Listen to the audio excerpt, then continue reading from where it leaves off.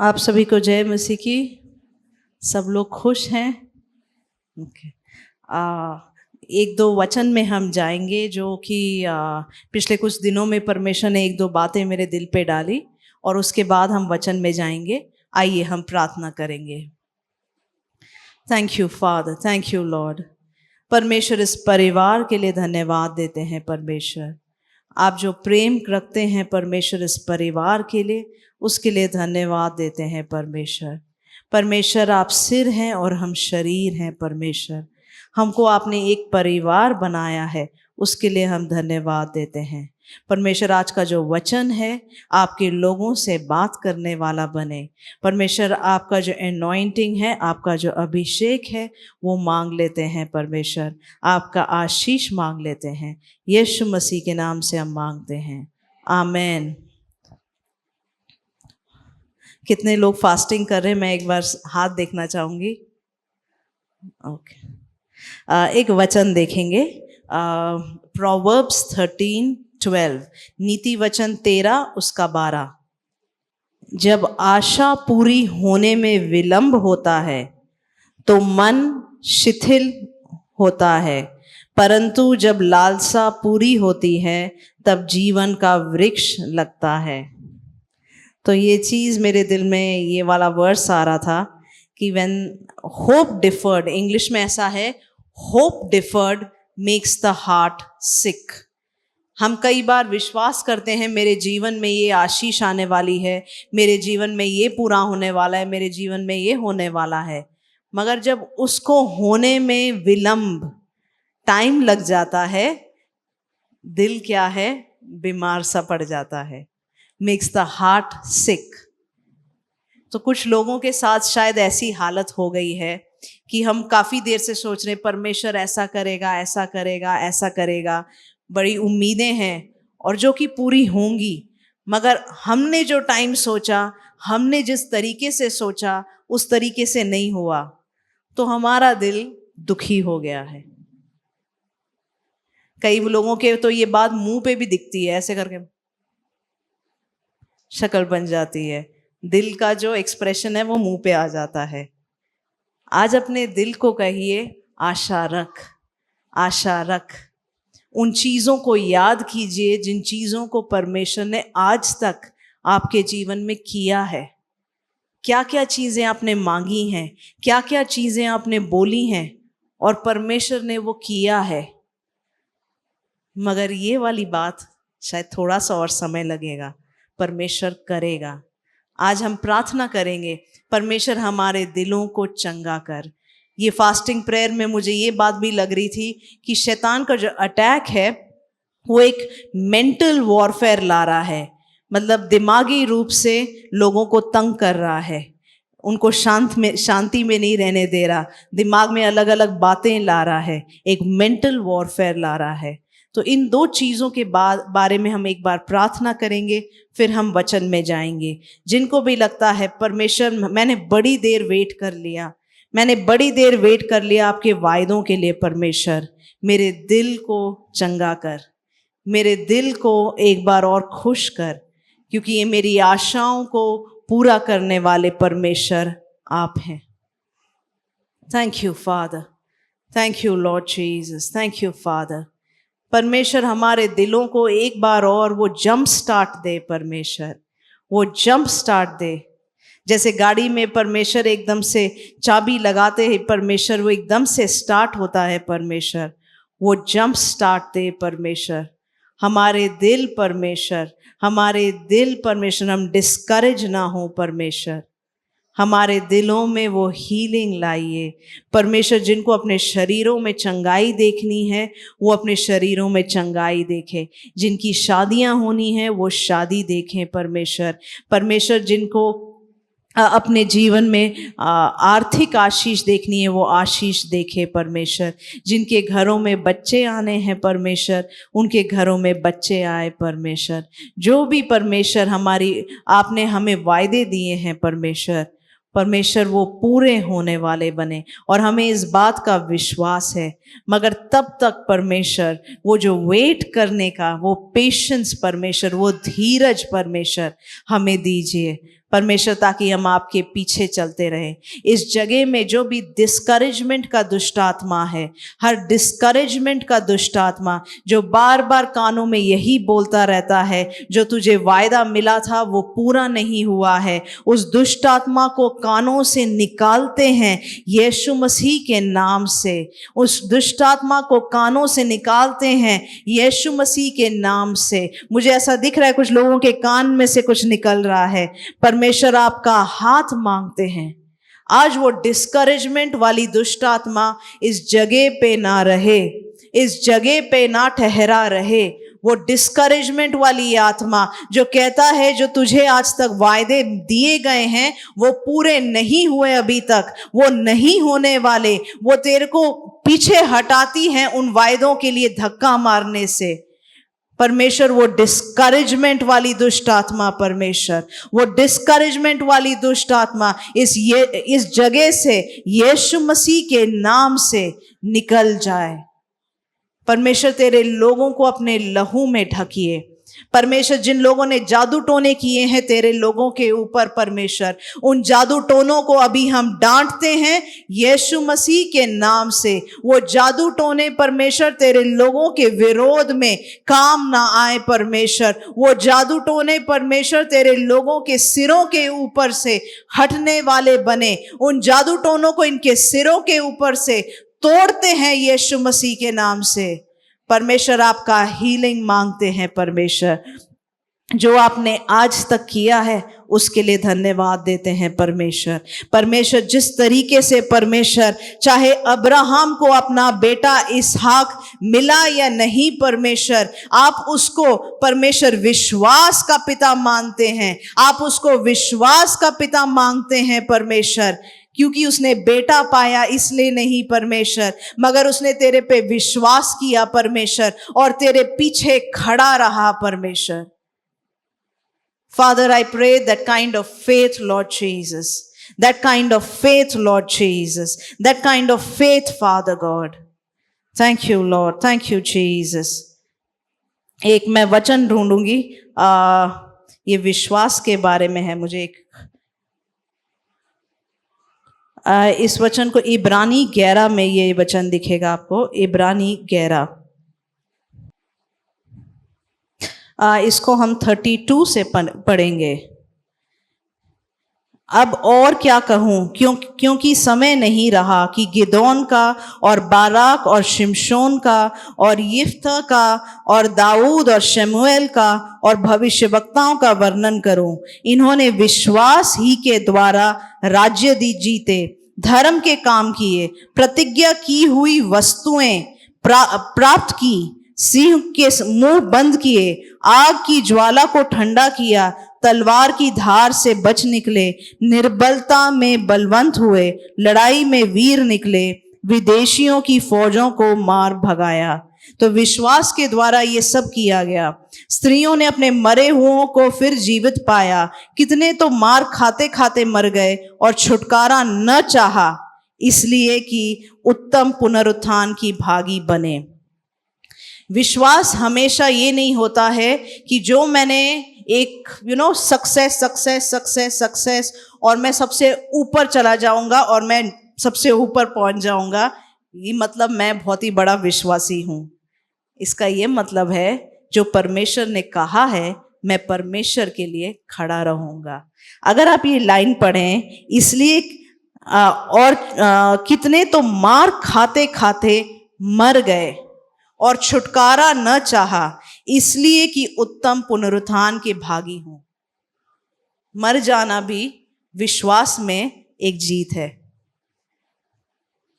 हम इस सोच को बदलें कि मैं कब, हम एक सक्सेस का एक डेफिनेशन है कि जो परमेश्वर ने मुझे वायदा दिया है जब मैं उसको प्राप्त कर लूंगा मैं तभी सक्सेसफुल हूं।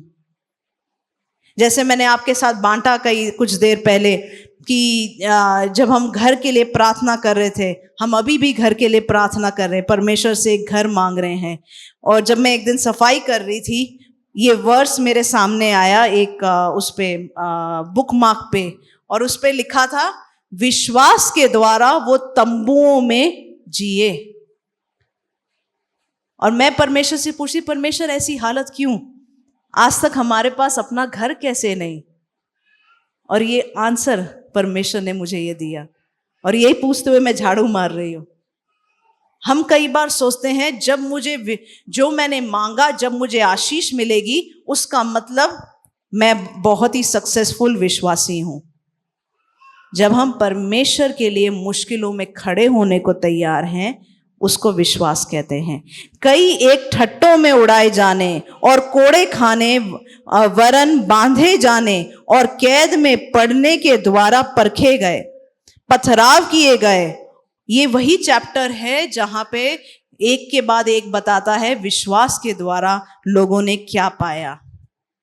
पथराव किए गए और से चीरे गए, उनकी परीक्षा की गई, तलवार से मारे गए, वे कंगाली में और क्लेश में और दुख भोगते हुए, भेड़ों और बकरियों की खालें ओढ़े हुए इधर उधर मारे मारे फिरे, और जंगलों और पहाड़ों और गुफाओं में और पृथ्वी की दरारों में भटकते फिरे। संसार उनके योग्य न था। विश्वास ही के द्वारा इन सब के विषय में अच्छी गवाही दी गई, तो भी उन्हें प्रतिज्ञा की हुई वस्तु न मिली। पढ़िए आप इस लाइन को, क्या मैं सही कह रही हूं? तो भी उन्हें प्रतिज्ञा की हुई वस्तु न मिली, क्योंकि परमेश्वर ने हमारे लिए पहले से एक उत्तम बात ठहराई कि वे हमारे बिना सिद्धता को न पहुंचे।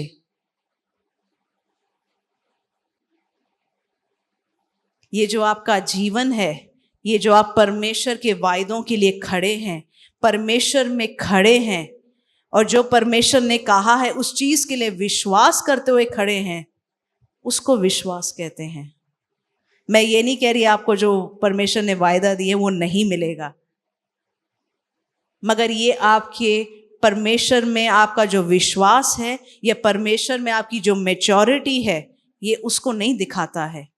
अगर आपको वायदा नहीं मिला, इसका ये मतलब नहीं है, हमेशा ये मतलब नहीं है कि आपको विश्वास नहीं है, मगर इसका ये मतलब हो सकता है कि आप में काफ़ी विश्वास है और परमेश्वर आपको और मैच्योरिटी में बढ़ा रहा है। तो हम दुखी ना हो अगर हमें परमेश्वर ने जो वायदे दिए हैं वो ना मिले हों। हम आशा रखें कि परमेश्वर हमें अभी भी और भी बढ़ाएगा। आमीन। प्रार्थना कीजिए, परमेश्वर ये जो लड़ाई चल रही मेरे दिमाग में, मेरे दिमाग से हटने वाली बने यीशु मसीह के नाम से। आमीन। आज हम सुनेंगे अनुग्रह के बारे में। परमेश्वर का जो ग्रेस बोलते हैं, अनुग्रह, उसके बारे में सुनेंगे। इफिसियों 2 उसका 1 से 9। उसने तुम्हें भी जिलाया जो अपने अपराधों और पापों के कारण मरे हुए थे, जिनमें तुम पहले इस संसार की रीति पर और आकाश के अधिकार के हकीम अर्थात उस आत्मा के अनुसार चलते थे, जो अब भी आज्ञा न मानने वालों में कार्य करता है। इनमें हम भी सब के सब पहले अपने शरीर की लालसाओं में दिन बिताते थे और शरीर और मन की इच्छाएं पूरी करते थे, और अन्य लोगों के समान स्वभाव ही से क्रोध की संतान थे। परंतु परमेश्वर ने जो दया का धनी है, अपने उस बड़े प्रेम के कारण जिससे उसने हमसे प्रेम किया, जब हम अपराधों के कारण मरे हुए थे तो हमें मसीह के साथ जिलाया। हम अपराधों के कारण मरे हुए थे और परमेश्वर पिता ने हमें मसीह के साथ जिलाया, और मसीह यीशु में उसके साथ उठाया और स्वर्गीय स्थानों में उसके साथ बैठाया, कि वह अपनी उस कृपा से जो मसीह यीशु में हम पर है, आने वाले समय में अपने अनुग्रह का असीम धन दिखाए। परमेश्वर पिता ने यीशु मसीह के द्वारा हमारे ऊपर अपना अनुग्रह दिखाया, क्योंकि विश्वास के द्वारा अनुग्रह ही से तुम्हारा उद्धार हुआ है, और ये तुम्हारी ओर से नहीं वरन परमेश्वर का दान है। आपको बाकी कोई भी लाइन अगर याद नहीं है, आप इस वचन को, इस वर्ष को याद कीजिए, क्योंकि विश्वास के द्वारा अनुग्रह ही से तुम्हारा उद्धार हुआ है। अगर आज आपको विश्वास है कि आप स्वर्ग जाएंगे या आप बचाए गए हैं, वो परमेश्वर के अनुग्रह के कारण है, क्योंकि आपने यीशु मसीह के ऊपर विश्वास किया, इसलिए आप स्वर्ग जाएंगे। और ये तुम्हारी ओर से नहीं वरन परमेश्वर का दान है, और न कर्मों के कारण, ऐसा ना हो कि कोई घमंड करे।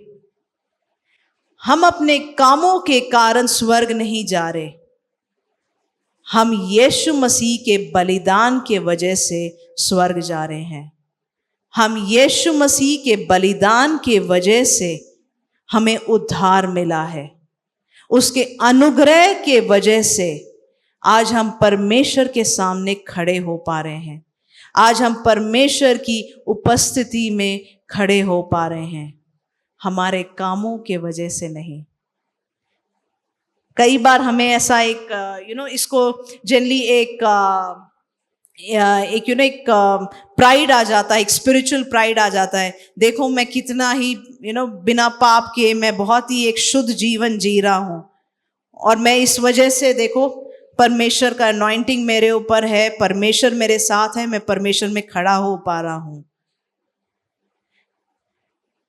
वचन कहता है तेरे कामों के वजह से नहीं, उसके अनुग्रह के वजह से। इस वर्ड को हम पता नहीं कितना सुनते हैं, मगर इसका मतलब क्या है? अनुग्रह के कई मतलब हैं, मगर आज मैं खासकर अनुग्रह के बारे में एक जो डेफिनेशन है उसके बारे में बता रही हूं कि हम अनुग्रह के कारण बचाए गए हैं। आप अगर मेरे से पूछे ये अनुग्रह क्या है, कितने लोग कहेंगे कि आप पाप करते हैं?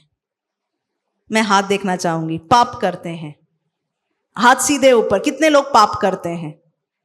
ओके, सब मानते हैं पाप करते हैं। सिस्टर बेबी को हंसी आ रही है इस बात पे। हम सब पाप करते हैं,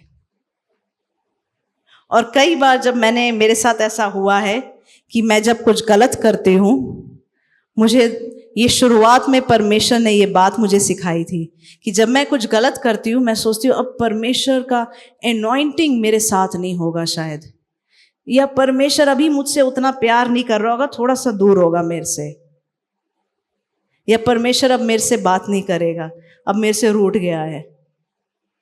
मगर परमेश्वर ने मेरे साथ डे टू डे चल के मुझे अपना ये अनुग्रह सिखाया। इस अनुग्रह को मैं ऐसे डिफाइन कर सकती हूं, अगर हम एक टेस्ट दें और टेस्ट में फेल हो जाए, 100 में से 30 नंबर टेस्ट में पास होने के हैं, और उससे 30 नंबर से कम मिले तो फेल। तो कई बार मेरे साथ ऐसा हुआ है कि मैं 30 नंबर से कम मार्क्स मिले मुझे, और मैं सोचती परमेश्वर अब पता नहीं मेरे से बात ही नहीं करेगा, या जो मैंने परमेश्वर से मांगा परमेश्वर करेगा नहीं। मगर मैंने इन समय पर देखा कि जो मुझे अगर 30 में से 15 मार्क मिले हैं, परमेश्वर ने मुझे ऐसी आशीषें उन समय पे दी है जो कि ऐसा लगता था मैंने 150 का मार्क्स मिल गए मुझे उस काम में। इसको परमेश्वर का अनुग्रह कहते हैं। आज हम क्या अपने आप के बारे में क्या सोच के बैठे हैं कि मैंने ये गलती कर दी, तो आज परमेश्वर का प्यार मेरे से इतना दूर तो जरूर होगा ही, परमेश्वर मुझसे प्यार नहीं कर रहा होगा भी। मगर मैं आज आपको बता दूं, ये जो अनुग्रह है, जब आपको 100 में से 15 मार्क मिले, ये आपको 150 मार्क्स की एंट्री कराता है। इसको अनुग्रह कहते हैं। आमेन। कितनों की ऐसी हालत है आज कि परमेश्वर ने आपको बोला तू मेरे लिए ये कर, तू ये कर, ऐसा ना कर, और परमेश्वर के उन बातों पे आपको 30%, 30 मार्क भी नहीं, शायद 5 मार्क ही मिले हैं। एक ही ऐसा बोलते हैं। आज आप परमेश्वर से अनुग्रह मांग लें, क्योंकि अनुग्रह 2 चीजें हैं। एक है परमेश्वर का अनुग्रह जो हमें पापों से माफी देता है। दूसरा परमेश्वर का अनुग्रह ये है कि जब हम कुछ कर नहीं पाते, परमेश्वर हमें वो करने के लिए पावर देता है। वो है परमेश्वर का अनुग्रह। तो आज जो बैठे हैं अपने मनों में, आपने ये मार्क डाल लिया अपने मन में कि अगर 100% है जो सक्सेसफुल आदमी है या परमेश्वर में जो मैच्योर है, उसके तो 100 पे 100 नंबर हैं, और आपने अपने माथे पे नंबर लिख दिया है, मेरा 5 मार्क है फेल। कोई बोलता है 0 मार्क है, मैं तो फेल हूं। अपने माथे पे आपने ये नंबर लिख लिया है। आज परमेश्वर से अनुग्रह मांग लीजिए, वो आपको आपके माथे पे 100% देता है, क्योंकि ये आपके कामों के वजह से नहीं, आपके कामों के वजह से नहीं, मगर यीशु मसीह के बलिदान के वजह से है। एक फर्क है। कितने लोग कहते हैं कि मैं पापी हूं? मैं एक बार और हाथ देखना चाहूंगी। मैं पापी हूं। फर्क ये है, आप पापी नहीं हैं, आप परमेश्वर के बेटे और बेटियां हैं। आप पाप जरूर करते हैं, मगर आपका नाम, आपकी जो आइडेंटिफिकेशन है, आप पापी नहीं हैं। आप बचाए गए हैं, आपने उद्धार पाया है। ये आपकी आइडेंटिफिकेशन है। आप चोर, झूठे नहीं हैं, मगर आप परमेश्वर के उद्धार पाए हुए बच्चे हैं। अपने आप को थोड़ा सा अलग तरीके से शीशे में देखना सीख जाइए। जब तक आप अपने आप को एक लूजर की तरह, एक पापी की तरह देखते रहेंगे, तब तक आपका लेवल वहीं रहेगा। कुछ लोग हैं जिनको शायद किसी ने आपको बचपन में कह दिया था, ये किसी लायक का नहीं होने वाला, ये निकम्मा है, ये झूठा है, ये चोर है, ये चालू है, ये घरों को तोड़ने वाली है। तब से आपने अपना जो आईडी है वो वही रख दिया है।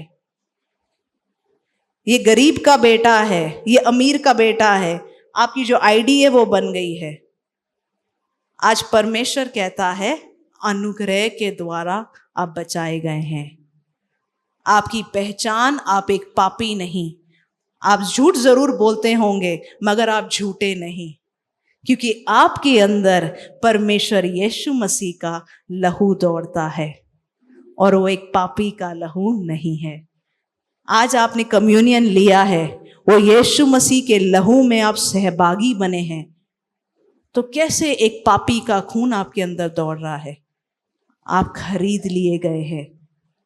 इसे अनुग्रह कहते हैं। आमेन, आमेन। हम एक वचन में जाएंगे, पहला यूहन्ना उसका 1:8, उसके 1 के 8 से पढ़ेंगे। पहला यूहन्ना 1 का 8, 1 के 8 से मैं पढ़ देती हूँ। यदि हम कहें कि हम में कुछ भी पाप नहीं, तो अपने आप को धोखा देते हैं और हम में सत्य नहीं।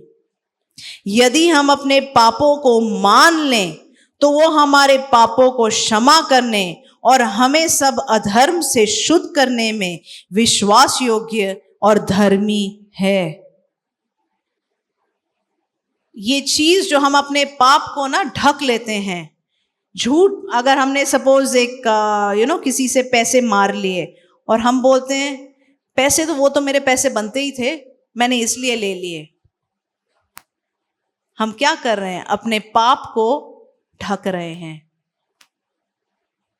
हम कई बार झूठ बोलते हैं और हम बोलते हैं ये तो सफेद झूठ है।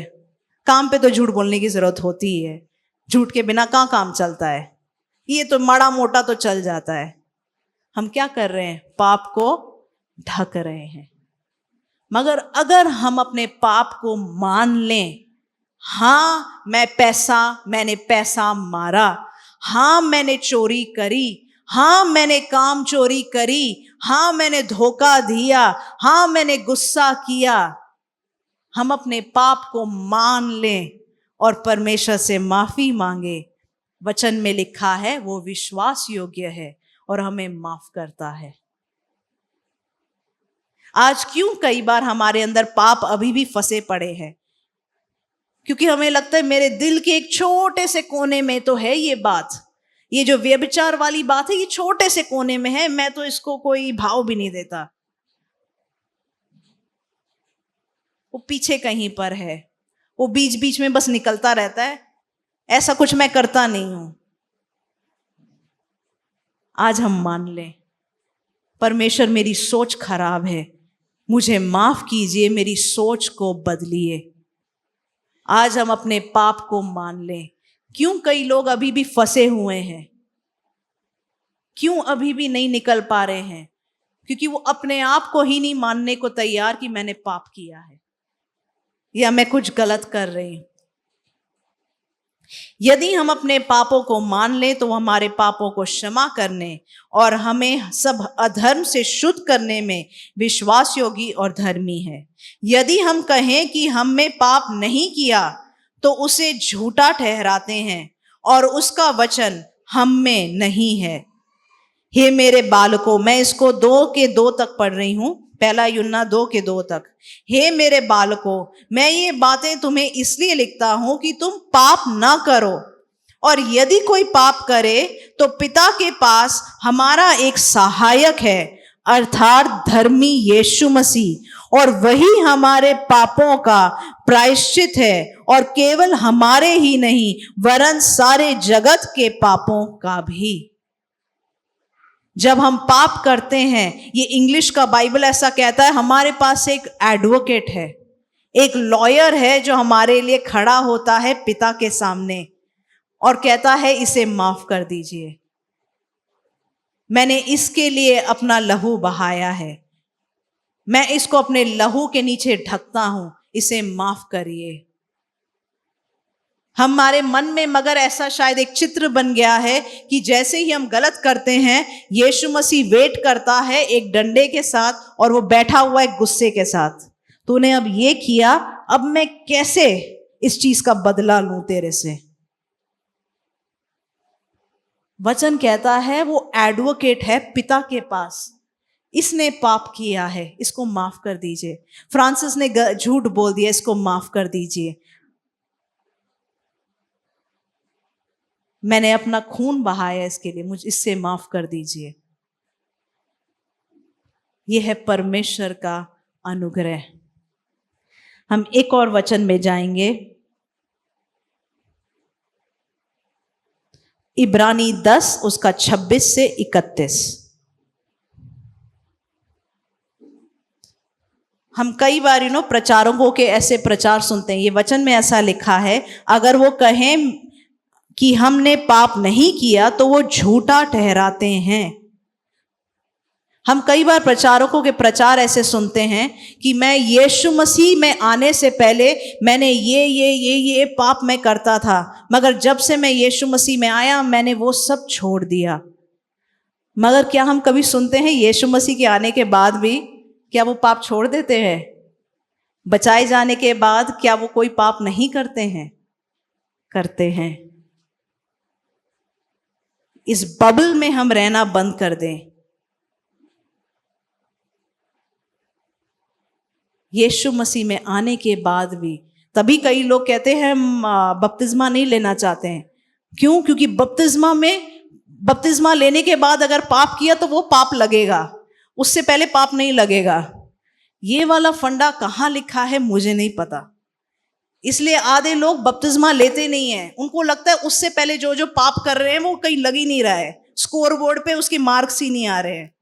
बपतिस्मा के बाद उस स्कोर बोर्ड पे सारे मार्क्स आ जाएंगे। ये वाला कौन सा वर्स है मुझे सच में नहीं पता।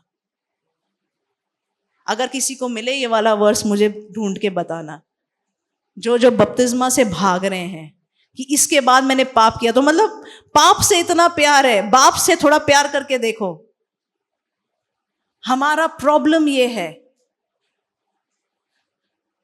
हम अगर बाप से प्यार करना सीख जाएं, हमें खुद ही खुद पापों से मुक्ति मिलती है।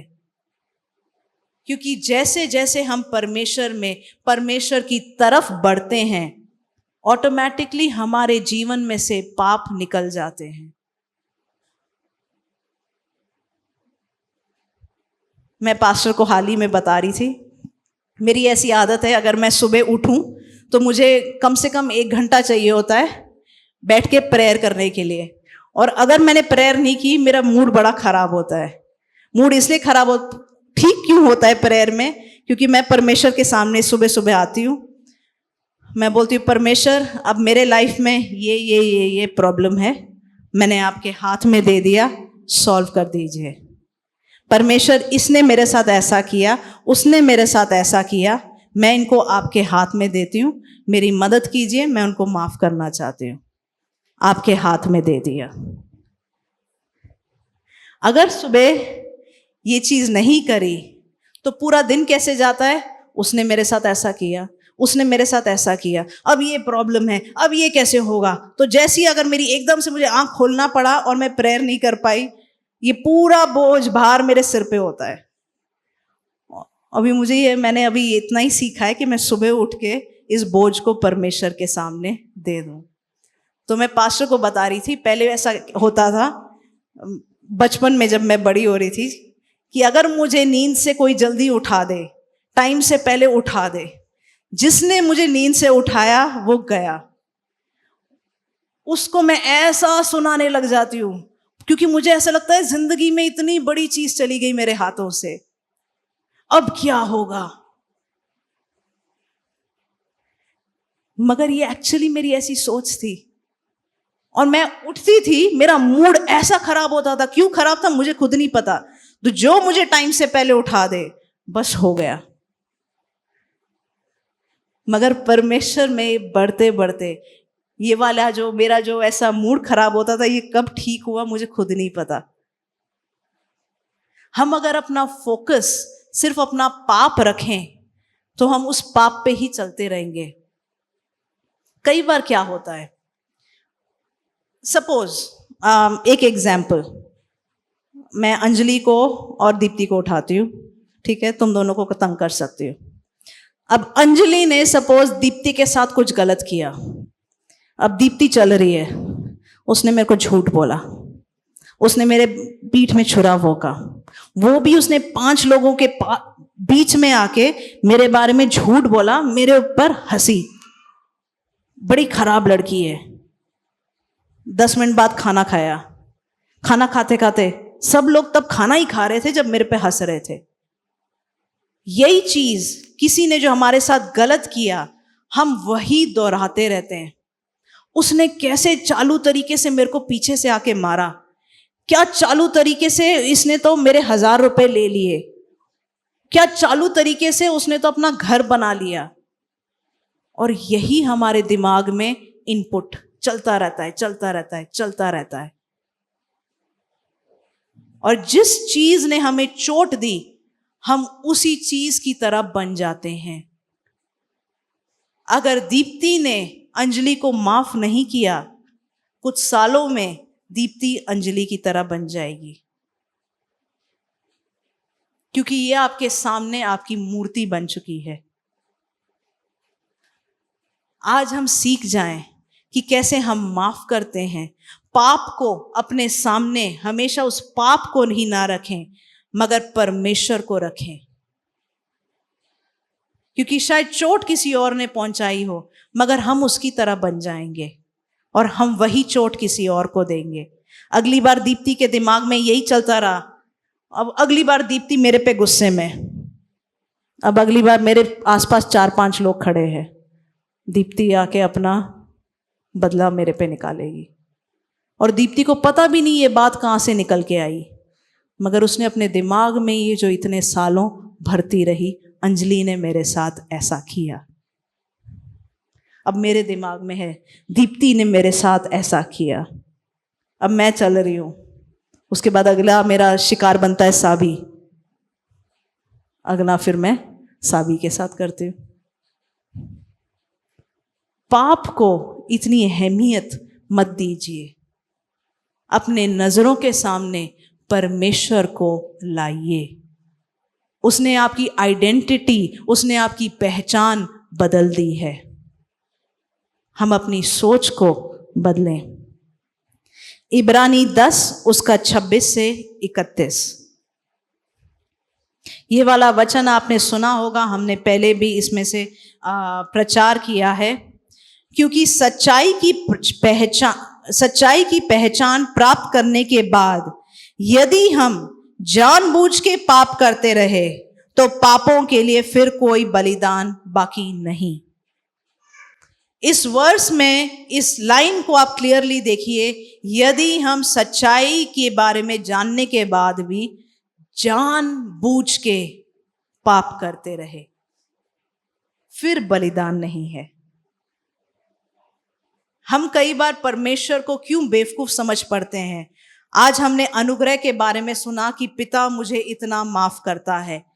मैंने अगर पाप भी किए, उसका अनुग्रह ऐसा ढक लेता है, ऐसा आशीष देता है, तो मैं तो कुछ भी करता रहूं। मगर एक फर्क है, क्या आप पाप जानबूझ के कर रहे हैं कि ये हो जाता है? एक फर्क है। वो लाइन कहां पे बन जाती है? जानबूझ के मैं सोच के किसी का जीवन खराब कर रहा हूं, मैं सोच के किसी को दुखी कर रहा हूं, मैं सोच के किसी को दबा रहा हूं, सोच के किसी की जिंदगी चला रहा हूं, जानबूझ के। आज हम परमेश्वर से माफी मांगे, परमेश्वर मैंने ये किया, मुझे और नहीं करना। आगे पढ़ेंगे 26। हाँ, दंड का एक भयानक बाट जोना और आग का ज्वलन बाकी है जो विरोधियों को भस्म कर देगा। जब मूसा की व्यवस्था का न मानने वाला 2 या 3 जनों की गवाही पर बिना दया के मार डाला जाता है। मूसा की व्यवस्था, पुराना नियम, उसमें अगर पाप करो तो मार डाला जाता था। तो सोच लो कि वो कितने और भी भारी दंड के योग्य ठहरेगा जिसने परमेश्वर के पुत्र को पांव से रौंदा और वाचा के लहू को जिसके द्वारा वो पवित्र ठहराया गया अपवित्र जाना और अनुग्रह के आत्मा का अपमान किया। अनुग्रह के आत्मा का अपमान किया। आज परमेश्वर का दिल हमारी तरफ ये है, तेरे से पाप हो गया, कोई बात नहीं, मैं तुझे माफ करता हूं। तूने फिर पाप किया, कोई बात नहीं, मैं तुझे फिर माफ करता हूं। तू फिर मेरे पास आई, मैं तुझे फिर माफ करता हूं। तूने आशीष मांगी पाप करने के बाद भी, जितना तू लायक है उससे ज्यादा मैं तुझे देता हूं। ये परमेश्वर का दिल है।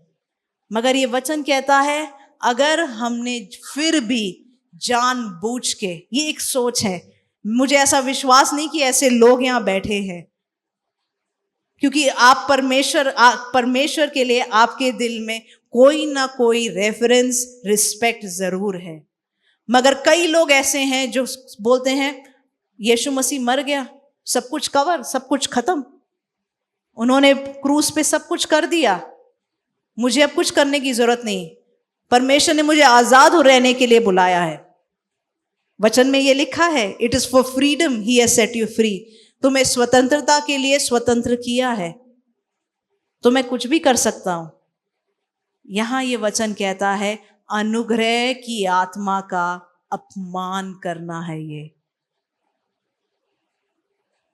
ये चीज हम कई बार आपस में नहीं कर देते हैं। मैंने उसको एक थप्पड़ मारा, मैंने उसको एक गाली दी, उसने मुझे माफ किया। लल्लू है वो, उसमें जान नहीं थी वापस खड़े होके कुछ बोलने की। लल्लू है वो।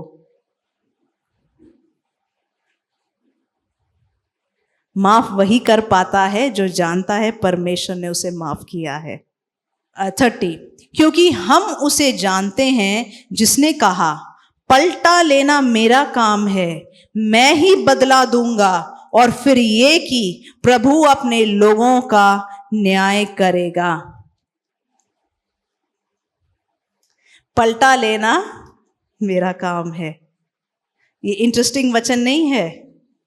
पलटा लेना मेरा काम है। क्यों हम माफ करें?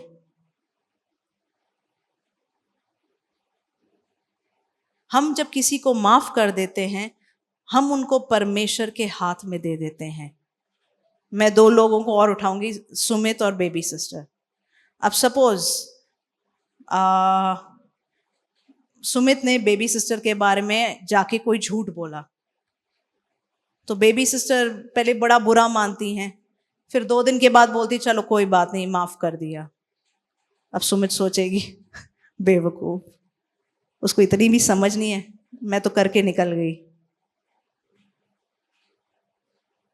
जब हम माफ करते हैं, हम सामने वाले को परमेश्वर के हाथ में दे देते हैं। परमेश्वर कहता है पलटा लेना मेरा काम है।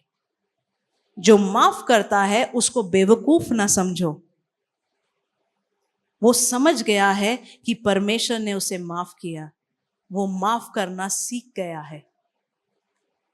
मगर जब कोई आपको माफ करे, इंस्टेड आप ये सीखो वो कैसे माफ कर रहा है। काश मैं भी, जिसने मेरे साथ झूठ बोला, जिसने मेरे को चोट पहुंचाया, मैं उसको भी माफ कर पाऊं। इसी को विश्वास कहते हैं कि जब मैं अपना लाइफ जीती हूं, किसी ने मेरे को चोट पहुंचाया, मुझे जाके बदला लेने की जरूरत नहीं है। अब जैसे घर में अगर 2 बच्चों की लड़ाई हो जाती है, जैसे एक ने एक को मारा, अब अर्सला के एलिशा की आदत है, वो जो कर रही है वो तो ऐसे आके मार के चली जाएगी, जो देखा आके मार के चली जाएगी। अब अर्सला बैठी रहती, मेरे को बोलती है इसने मेरे को मारा, इसने मेरे को मारा, क्योंकि उसको विश्वास है एलिशा को मैं सुधार दूंगी। पर कई बार वो जब देखती है मैं कुछ नहीं बोल रही, फिर वो भी एक मार के चली जाती है। मगर हम ये समझें, परमेश्वर हमारी तरह नहीं है। शायद कई बार मुझे नहीं पता एलिशा को कैसे रोकूं मैं, हर 2 मिनट में वो कुछ करती है, उसको बार बार कैसे रोकूं, मगर परमेश्वर जानता है अपने बच्चों को कैसे संभालना है।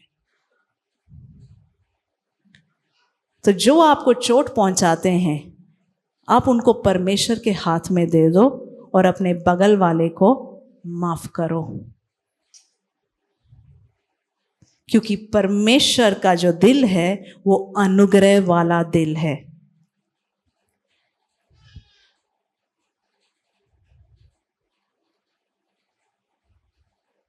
एक वचन और पढ़ेंगे, 2 कोरिन्थियों 11 उसके 7 से 10। ये मैंने पिछले हफ्ते उसके कनेक्शन में आपको थोड़ा सा बताना चाहूंगी। आज का वचन, क्या इसमें मैंने कुछ पाप किया कि मैंने तुम्हें परमेश्वर का सुसमाचार सेंत में सुनाया और अपने आप को नीचा किया कि तुम ऊंचे हो जाओ। ये चीज पौलुस बोल रहा है कुरिन्थ की कलीसिया को कि मैंने फ्री में तुम्हारे साथ परमेश्वर का वचन बांट दिया। क्या मैंने कुछ गलत किया कि मैं छोटा हो गया कि तुम बढ़ जाओ, कि मैं हलीम हो गया ताकि तुम परमेश्वर के पीछे चलने लगो? मैंने अन्य कलीसियाओं को लूटा, अर्थात मैंने उनसे मजदूरी ली ताकि तुम्हारी सेवा करूं।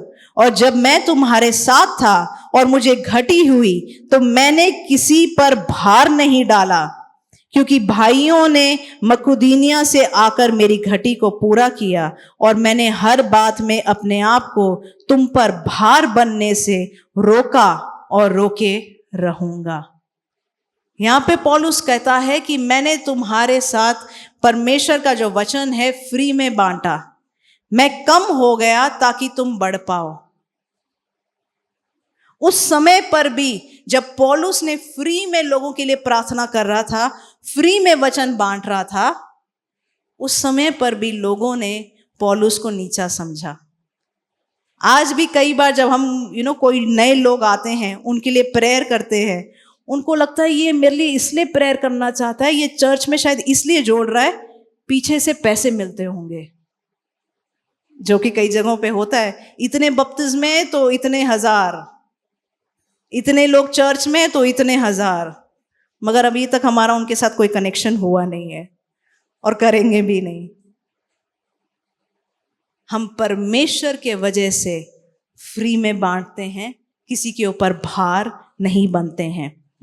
आगे पौलुस क्या कहता है, यदि मसीह की सच्चाई मुझ में है तो अख्या देश में कोई मुझे इस घमंड से न रोकेगा। क्यों? क्या इसलिए कि मैंने तुमसे प्रेम नहीं रखता? परमेश्वर यह जानता है कि मैं प्रेम रखता हूं।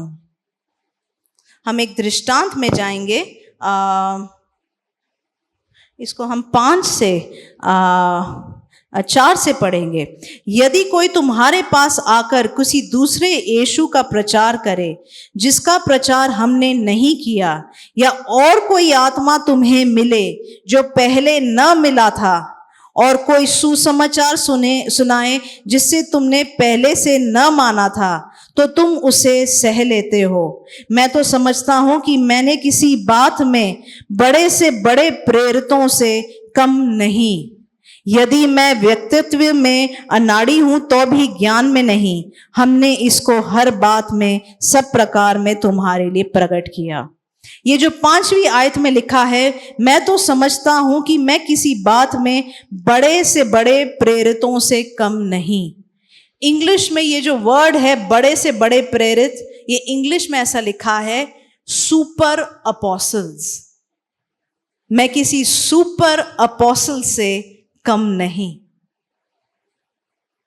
ये पौलुस के समय में भी ऐसा ही एक ट्रेंड चल रहा था कि ऐसे अपोस्टल्स निकल गए थे जो सुपरमैन की तरह थे, जो कुछ भी करते थे, जो कुछ गलत नहीं कर सकते। उस समय पर भी ऐसा एक ट्रेंड निकल चला था। तो पौलुस कहता है कि उस समय मैंने तुम पर कभी कोई भार नहीं बना, मैंने तुम्हारे विरोध में कुछ गलत नहीं किया। इस चीज को हम मत्ती 21:18 से 22 देखेंगे। भोर को जब वो नगर को लौट रहा था तो उसे भूख लगी। सड़क के किनारे अंजीर का एक पेड़ देखकर वो उसके पास गया और पत्तों को छोड़ उसमें कुछ न पाकर उससे कहा, अब से तुमसे फिर कभी फल न लेंगे।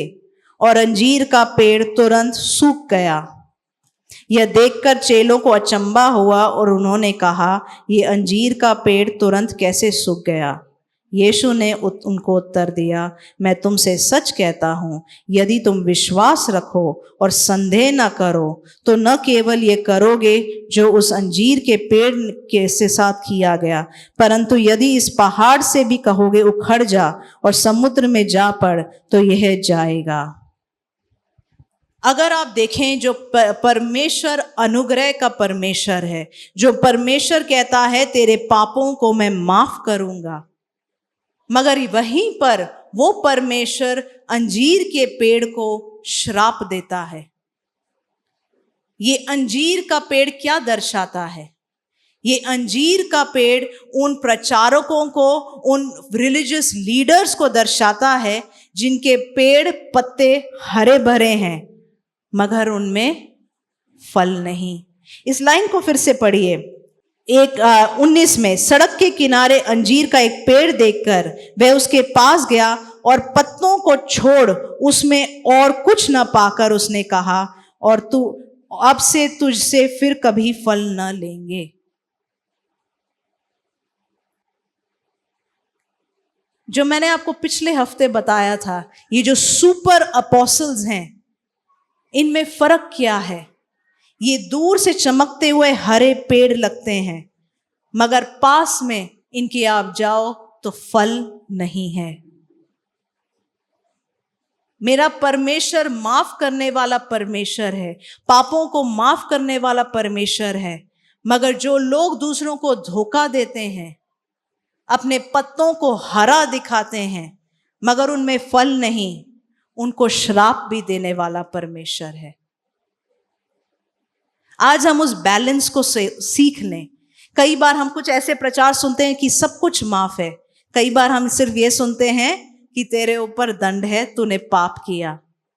आज हम परमेश्वर का वो जो अनुग्रह का बैलेंस है उसको सीख ले।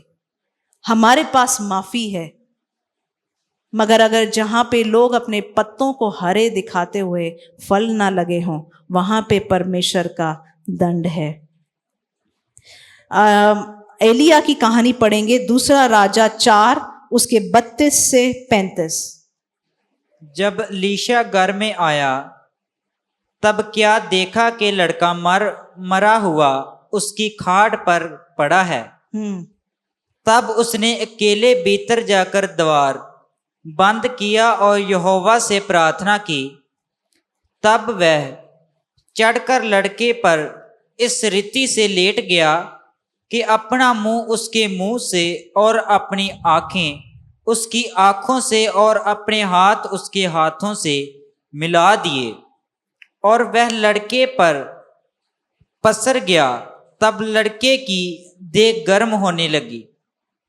तब वह उसे छोड़कर घर में इधर उधर टहलने लगा और फिर चढ़कर लड़के पर पसर गया।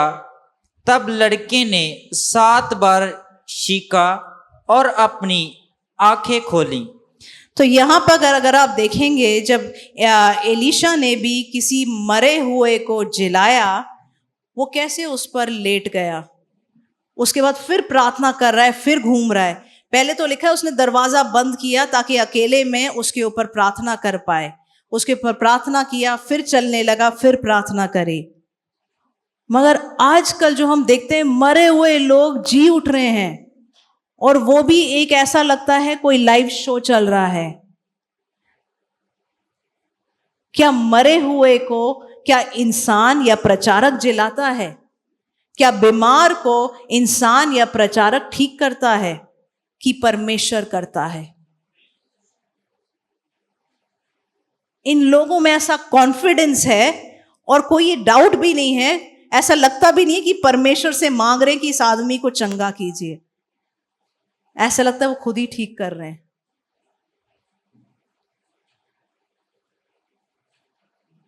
और हम कितनी बार मान जाते हैं। जब हम सीखें परमेश्वर के गिफ्ट्स में कैसे ऑपरेट किया जाता है, परमेश्वर के वरदानों में कैसे चला जाता है, फिर हम इन बातों को देख के हम समझते हैं कि ये चल क्या रहा है। एलीशा जैसा भविष्यवक्ता भी बेचारा, उसकी क्या हालत हुई। मगर यहां तो लाइट भी सही आ रही है, मरे हुए के आसपास सब लोग सही से खड़े हैं, सारी एंट्री सब कुछ सही है, और 100% गारंटी है ये जो मरा हुआ है ये जी उठने वाला है। इतना ही गारंटी है तो हर मरे हुए के ऊपर प्रार्थना करो।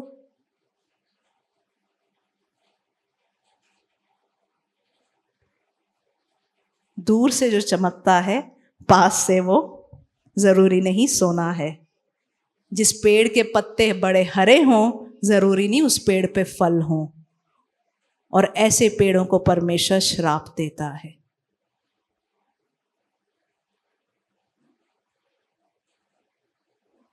परमेश्वर के अनुग्रह को हल्के में ले लेते हैं। आज तक कुछ नहीं हुआ तो कभी कुछ नहीं होने वाला। इफिसियों 5 उसका 25 से 27। हे पतियों, अपनी अपनी पत्नी से प्रेम रखो, जैसा मसीह ने भी कलीसिया से प्रेम करके अपने आप को उसके लिए दे दिया, कि उसको वचन के द्वारा जल से स्नान से शुद्ध करके पवित्र बनाए, और उसे एक ऐसी तेजस्वी कलीसिया बनाकर अपने पास खड़ी करे, जिससे ना कलंक, छुरी, ना कोई और ऐसी वस्तु जो वर्ण पवित्र और निर्दोष हो। पिछले हफ्ते जब मैंने ये वचन आप लोगों के साथ बांटा था, ये जो फॉल्स टीचर्स, फॉल्स प्रचारकों के बारे में, मेरे दिल में परमेश्वर ऐसा डाल रहा था, ये जो वचन है ये मेरी कलीसिया को, मेरी दुल्हन को और भी सुंदर बना रहा है। उसके अंदर से दाग, कलंक, झुर्रियां वो सब निकाल रहा है। ये वचन परमेश्वर ने मेरे दिल पे दिया था। अगर आप इस वचन को पढ़ेंगे कि उसके वचन के द्वारा जल के स्नान से शुद्ध करके पवित्र बनाए, जल के स्नान से शुद्ध करके पवित्र बनाए। हम सबका एक प्रोसेस होता है कि हम जब परमेश्वर में बचाए जाते हैं कि हम कैसे परमेश्वर में बढ़ते हैं। मैं आपको ये बैलेंस एक बार और समझा रही हूं। एक समय पर कुछ देर पहले, कुछ साल पहले ऐसी बात हुई थी। परमेश्वर मुझसे ऐसे बात कर रहा था। परमेश्वर ने मुझे कुछ सपनों के बारे में दिखाया कि हमारे टीम में कोई ऐसा था जो काफ़ी गलत कुछ गलत कर रहा था, और परमेश्वर ये बात मुझे अलग अलग तरीके से बता रहा था। तो मैंने कहा ठीक है परमेश्वर, फिर इसको टीम से निकालना पड़ेगा, फिर ऐसा ही करते हैं। मैंने ये बात पास्टर को आकर बताई और फिर हम इस बारे में प्रेयर कर रहे थे। तो उसके अगले दिन अर्सला को उस रात को सपना आया। हम प्रार्थना कर रहे थे परमेश्वर से कि हम क्या करें, ये ऐसा ऐसा गलत कर रहे हैं, ऐसे ऐसे पाप कर रहे हैं, हम क्या करें, क्या निकालें या क्या करें। उसकी अगली रात को अर्सला को एक सपना आया। उसने देखा कि एक खराब सी औरत, उसके हाथ में जिससे बर्तन घुसते हैं वो वाली जाली है उसके हाथ में, जो मेटल वाली जाली होती है, लोहे वाली जाली जो बोलते हैं, जिससे हम बर्तन घिसते हैं। उसके पास वो, समझ में आ रहा है, बर्तन जिससे घिसते हैं, सब ऐसे बैठे हैं। अरे बर्तन घिसने वाली जो जाली आती है लोहे वाली, पता है? हाँ, स्टील वुल बोलते हैं उसको। तो उसने देखा सपने में कि एक काफी बेकार सी औरत एक स्टील वुल, बर्तन घिसने वाली जाली को लेके एक बच्चे को धो रही है। तो मुझे इस सपने से समझ में आया, परमेश्वर मुझे बता रहा है कि एक ऐसी आत्मा है जिसको हम कई बार रिलीजियस स्पिरिट बोलते हैं। ये क्या बोलता है कि जैसे ही तुम बचाए गए, तुम्हारे अंदर कोई पाप नहीं होना चाहिए, और अगर पाप मिला तो तुम्हें अच्छे से घिस के ठीक कर देंगे। हम जब एक बच्चे को नहलाते हैं, या जैसे एक छोटे बच्चे को नहलाते हैं, उसके लिए बड़ा हिमालय बेबी वॉश खरीदते हैं। उसके लिए हम दूसरा साबुन भी नहीं लेते हैं, क्या बोलते हैं, जिससे हम लक्स से धोते नहाते हैं, पामोलिव से नहाते हैं, वो भी नहीं, हिमालय, जॉनसन, हम वो सब एक छोटे बच्चे के लिए इस्तेमाल करते हैं। उस पे क्या हम मेटल वाली जाली मारते हैं? तो परमेश्वर ने मुझे ये बात समझाई कि जिसका सपना परमेश्वर दिखा रहा था, वो पाप कर तो रहे हैं, गलत कर तो रहे हैं, मगर अभी वो एक बच्चे की तरह है, और उसको अगर साफ करना है, उसको ठीक करना है, उसको एक जाली लेके नहीं घिसना है, उसको उसी प्यार से ठीक करना है। कई बार हमारे मन में ये सवाल आता है, या हम सोचते हैं हर कोई जो स्टेज पे है, हर कोई जो सेवकाई कर रहा है, वो बड़ा ही शुद्ध होगा, उसके अंदर कोई भी पाप नहीं होगा। नहीं, हर कोई जो स्टेज पे है, एटलीस्ट हम ये कोशिश करते हैं हमारे चर्च में, हर कोई जो सेवकाई कर रहा है वो परमेश्वर के अधीन है। आप में से और मेरे में से कोई भी परफेक्ट नहीं है, और इस बात को परमेश्वर जानता है। मैं रिन के साबुन से अपने बच्चे को नहीं नहलाऊंगी, मगर जैसे जैसे बच्चा बड़ा होता है उसके ऊपर स्क्रब यूज करने लगते हैं, या और क्या यूज करते हो आप, हल्दी इस्तेमाल करते हो, बेसन इस्तेमाल करते हो, क्या क्या चीजें ब्लीच इस्तेमाल करते हैं हम, मगर छोटे बच्चे पे हम ये सब नहीं करेंगे। मगर जैसे जैसे बड़े हो जाते हैं, सुंदर बनने के लिए बड़ा सारा हमें अपने आप को घिसना पड़ता है। एलिशा सुबह उठती भी ऐसी है, मगर हम में से मुझे नहीं लगता बाकी के सुबह ऐसे उठते हैं, बहुत कुछ करना पड़ता है। तो जैसे जैसे हम परमेश्वर में बढ़ते हैं, अगर हम चाहते हैं कि मैच्योरिटी आए, तो वैसे वैसे परमेश्वर को जब हमें धोता है, साफ करता है अपने वचन से, हम बदलने को तैयार हो जाए। आमीन। थोड़ा सा ये अनुग्रह का समझ में आया? जितने लोगों को समझ में आया हाथ दिखाइए। चलो गुड। कितने लोग माफ करने को तैयार है? ठीक है, एक वचन देखते हैं, मत्ती 18:21 से 35। तब पतरस ने पास आकर उससे कहा, हे प्रभु, यदि मेरा भाई अपराध करता रहे तो मैं कितनी बार उसे क्षमा करूं? क्या 7 बार तक? यीशु ने उससे कहा, मैं तुमसे यह नहीं कहता कि 7 बार तक, वरन 7 बार के 70 गुने तक। इसलिए स्वर्ग का राज्य उस राजा के समान है जिसने अपने दासों से लेखा देना चाहा। जब वह लेखा लेने लगा तो एक जन उसके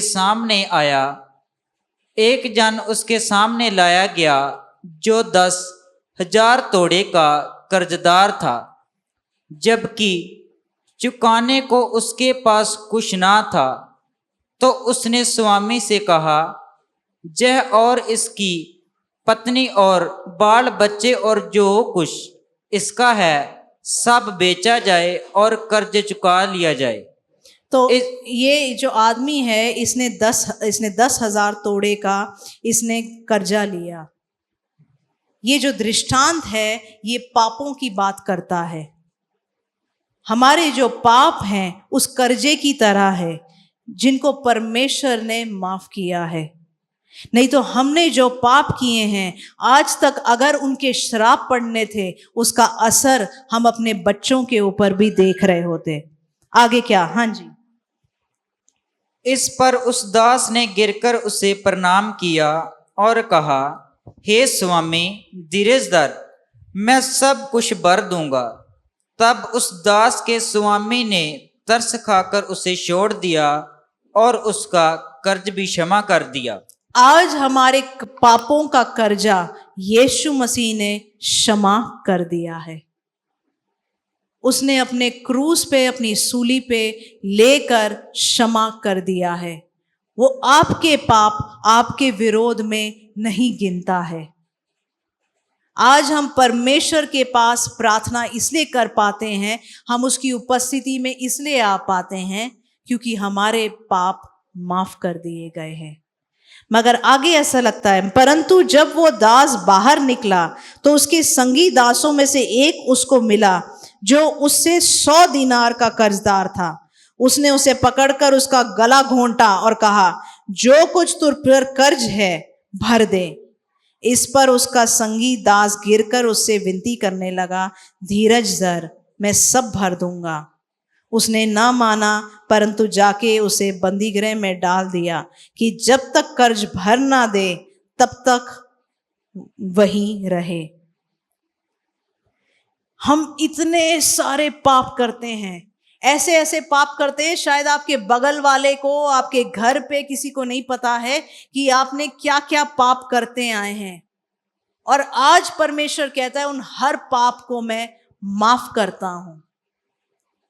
मगर ये कहानी ऐसे कहती है, उसके पास जब एक और व्यक्ति आया और उसने उससे सिर्फ छोटा सा कर्जा लिया था, उसने उसका गला घोंट दिया। उससे गला घोंटते हुए बोला, जो तूने मेरा लिया है उसको माफ कर, मैं तुझे जेल में, तब तक उसको जेल में डाल दिया। हम ऐसा कितने अपने आसपास के लोगों के साथ करते हैं। परमेश्वर ने तो हमें माफ कर दिया, मगर हम अपने सामने वाले को माफ नहीं करते हैं। उसने मेरा उस दिन मजाक उड़ाया था, 2 महीने के बाद सोच के बदला लूंगा, और बदला लेते भी हैं। क्यों? बदला लेने के बाद पावर मेरे हाथ में है, पावर मेरा है। छोड़ा नहीं मैंने उसको मेरे सामने गिरना पड़ा।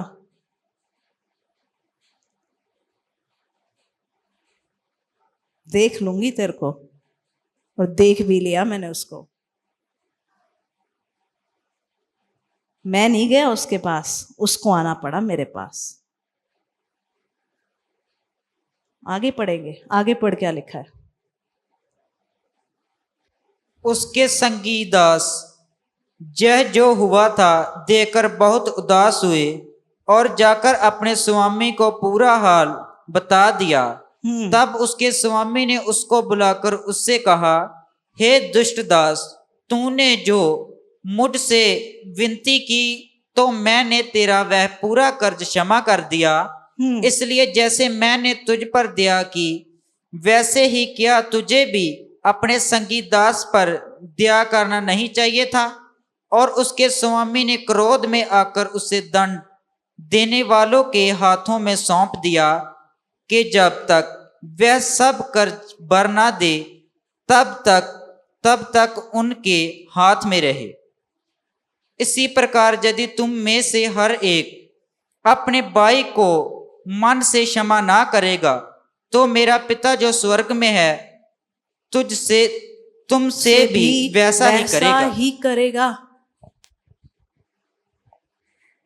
तो ये जो लोग माफ करते हैं ना, वो बेवकूफ नहीं है, और ये जो लोग बदला ले पाते हैं वो ज्यादा स्मार्ट नहीं है।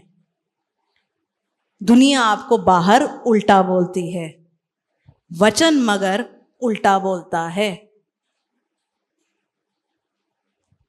तूने माफ कर दिया, तू भी माफ हो गया। कुछ लोगों को नहीं देखा, वो चल रहे जिंदगी में बड़े खुश हैं, उनको यहां से एक थप्पड़ पड़ता है, थोड़ी देर रोते हैं, फिर उसको माफ कर देते, फिर चल रहे, फिर खुश है। क्यों? क्योंकि उन्होंने दूसरे को माफ कर दिया और परमेश्वर की आशीष इस बेचारे पे आई जा रही है। मगर कुछ मैं बदला लेके रहूंगी, अंदर से निकलता है, बदला ले छोड़ूंगी ही नहीं। बदला ले भी लिया, देखा, दिखा दिया मैंने। उसके बाद वो रो रहे थे, परमेश्वर मेरी प्रार्थनाओं को सुन नहीं रहा, क्यों ऐसा होता है मुझे पता ही नहीं, मैं तो कुछ भी नहीं करती, क्यों सब बुरा हो जाता है। उसका आंसर शायद यहां पे लिखा हुआ है। हम सब एक अनुग्रह करने वाले पिता के बच्चे हैं। हम अपने बगल वाले को भी उसी अनुग्रह वाली नजरों से देखें। अपने बगल वाले की तरफ देखो और बोलो, तुझे माफ कर दिया गया है, परमेश्वर ने तुझे माफ कर दिया है। अब अपनी तरफ बोलो, मैंने जो भी किया है परमेश्वर ने मुझे माफ कर दिया है। मैं चाहे अपने पति को माफ करूं ना करूं,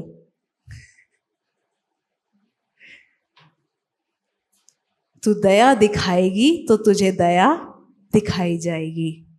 कई बार तो मैं पास्टर को इसलिए माफ करती हूं क्योंकि मैं चाहती हूं परमेश्वर मुझे माफ कर दे। बड़े गलत काम करते हैं मेरे विरोध में, मगर जितना टाइट मैं पकड़ के रखूंगी उतना ही परमेश्वर भी मुझे पकड़ के रखेगा। माफ करो, माफी चाहिए, आशीष चाहिए, माफ करो। और ये सोच निकालो दिमाग से कि मैंने बदला ले लिया तो मैं ज्यादा स्मार्ट हूं। वचन कहता है जिस तरीके से तू माफ करेगा उस तरीके से तुझे माफ किया जाएगा, क्योंकि मेरा पिता अनुग्रह करने वाला पिता है। एक और वचन, ये चीज मैंने आपको पढ़ के बता दिया है, एक लास्ट वचन पढ़ के बंद करेंगे। ये वाला वचन हम सबको पता है, यूहन्ना 3 उसके 16, उसको 16 और 17 दोनों पढ़ेंगे हम। कई बार माफ करने के बाद ना कुछ लोगों को ऐसा लग रहा होगा मैं बड़े अच्छे से सांस ले पा रही हूँ, मुझे पता नहीं किसके साथ ऐसा हो रहा है, ऐसा मुझे दिख रहा है। आपको पहले ऐसा लग रहा था सांस लेने में परेशानी, एकदम से रिलीज लग रहा है, अच्छे से सांस ले पा रहे हो। सोचो कितनी अच्छी दुनिया है, खुद भी माफ किए गए हो, बगल वाले को भी माफ कर दिया। अब बदला लेने की जरूरत नहीं है। आपके भैंस को मार के चले गए, आपको जरूरी नहीं है उनकी भैंस को पकड़ के लाओ, परमेश्वर देख लेगा।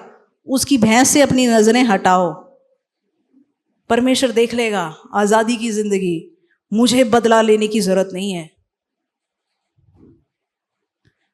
ये जो बदला लेते हैं, बदला लेने वाली जो सोच है, गुस्से वाली सोच है, इससे बड़ी तबीयत खराब होती है। सच बात है।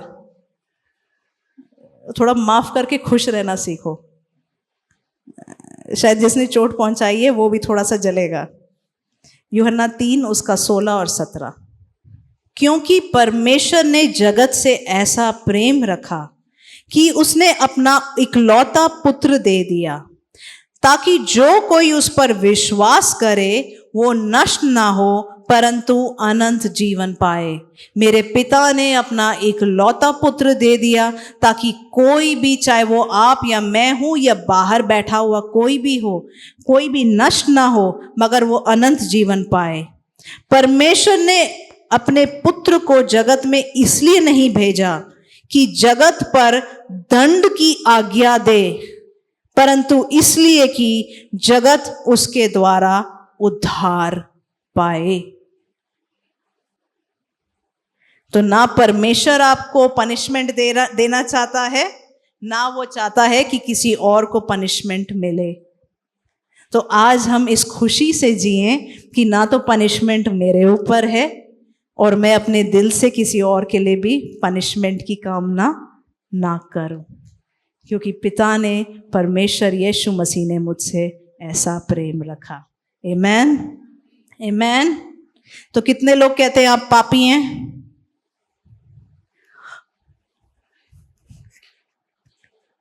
कितने लोग, एक बार और दिखाइए, कितने लोग कहते हैं आप पापी हैं? चलो मैं इसी प्रचार को फिर से करूंगी। वो शायद सोने वाले लोग थे। आप पाप करते हैं मगर आपकी पहचान एक पापी की नहीं है, परमेश्वर के बेटे और बेटियों की है। एक बार और, कितने लोग कहते हैं आप पापी हैं? चलो अब तो सुना। कितने लोग कहते हैं आप पाप करते हैं? अब डर रहे हैं। कितने लोग कहते हैं आप पाप करते हैं? बाकी कहते हैं पाप नहीं करते? कितने लोग कहते हैं पाप करते हैं? ओके, हम सब पाप करते हैं। ना तो हम सुपर अपोस्टल हैं, ना तो हम सुपरमैन हैं, ना कुछ सुपर है। हम सब पाप करते हैं मगर हमारी पहचान वो नहीं है। ठीक है? अब बाहर नींद में भी कोई जगा के पूछे कौन कौन पापी है? कोई नहीं। कौन कौन पाप करता है? इतना डर के मैं पनिशमेंट नहीं दे रही। कौन कौन पाप करता है? हाथ दिखाओ ऊपर। करते हैं ना? किस किस को क्षमा मिली है यीशु मसीह की तरफ से? गुड। कौन कौन क्षमा करने वाला है अपने बगल वाले को? आमेन। अरे इतनी अच्छी दुनिया में हम रहते हैं। आइए प्रार्थना करेंगे। परमेश्वर, हम धन्यवाद देते हैं आज के वचन के लिए। परमेश्वर, आपके लोगों के लिए धन्यवाद देते हैं। होली स्पिरिट, हम प्रार्थना करते आपका जो अनुग्रह है हम अपने दिल में इसको ले ले। परमेश्वर, जो लोग ये बात सोच के बैठे हैं कि अब मुझे आशीष नहीं मिलेगी क्योंकि मैंने पाप कर दिया है, उनके मन से परमेश्वर ये सोच निकाल। क्योंकि पहले भी परमेश्वर आपने आशीष इसलिए नहीं दी, परमेश्वर आपने वायदा इसलिए नहीं दिया कि वो बड़े ही शुद्ध इंसान थे परमेश्वर, मगर क्योंकि आप अपने बेटे और बेटी से प्यार करते हैं इसलिए आपने वो वायदा दिया है। परमेश्वर, हम प्रार्थना करते हैं आपके लोगों के लिए, वो आशा डाल कि हम मैच्योरिटी में आप में बढ़ने वाले बने, एक दूसरे को माफ करने वाले बने। और ये जो दुनिया की सोच है कि जिसने बदला लिया परमेश्वर उसके हाथ में पावर, ये सोच हम हटा लें परमेश्वर। क्योंकि जो नम्र बना, आपका वचन कहता है कि आप उसको वो इनहेरिटेंस देंगे परमेश्वर। जो ये पृथ्वी का इनहेरिटेंस है नम्र दिल वालों के लिए है परमेश्वर। हमारे दिल वैसे बने, हमारे दिल कोमल बने परमेश्वर, माफ करने वाले बने। आपकी आशीषें मांगते हैं। मुझे कुछ लोगों के ऊपर दिख रहा है आप जल्द ही कुछ आशीषें अपने जीवन में देखने वाले हैं, क्योंकि आप परमेश्वर के इस अनुग्रह को समझ गए हैं। और इस बात को समझ जाना, ये परमेश्वर जो आशीष भेज रहा है आपके कामों के वजह से नहीं, उसके अनुग्रह के वजह से भेज रहा है। Father, we pray that blessing, Lord Jesus, कि ये वचन इनको समझ में आए, चाहे वो फाइनेंशियल ब्लेसिंग है, चाहे वो उनके शरीर में ब्लेसिंग है, चाहे वो दरवाजे खुलने हैं, चाहे वो कुछ प्रार्थनाएं सुनी जानी है परमेश्वर, वो चीजें इनके जीवन में हों, ताकि आपके अनुग्रह को वो समझें और आपके अनुग्रह को दूसरों तक फैलाने वाले बने। यीशु मसीह के नाम से हम मांगते हैं, आमेन। पिछले 4-5 दिनों से कोई डरावने सपने देख रहा है, वहां पर कोई है जिसको डरावने सपने आ रहे हैं पिछले 4-5 दिनों से? हाँ, आ जाइए। अगर है तो जल्दी से आ जाइए।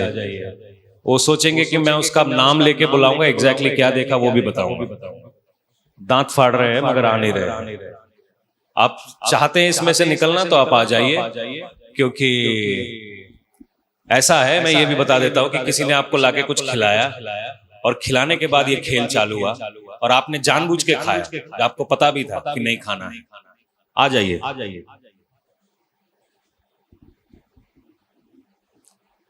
मैं आगे कैसे आऊं? खाया कैसे? इसी मुंह से खाया था ना।